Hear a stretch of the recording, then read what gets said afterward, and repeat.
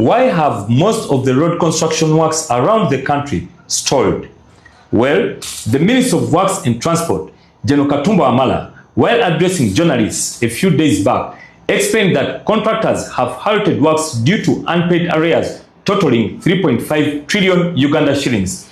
Among the examples of stalled road construction works are the Busega Mpigi Expressway, Mbale Soroti Road, Entebbe Nakauka Road, Chira Kasangati Matuga Road, Rwekunye Apak Aduku Lira Chitgum Road. Others also include Kampala Jinja Highway, Mubende Mitiana Road, Kampala Metropolitan Roads, and the Busawala Flyover.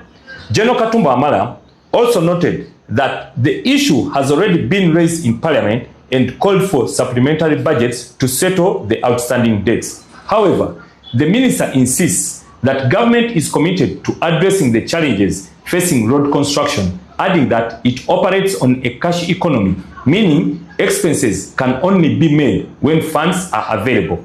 What do you think? Should government give road construction much more priority by increasing its budgets to have works completed in the specified time frame?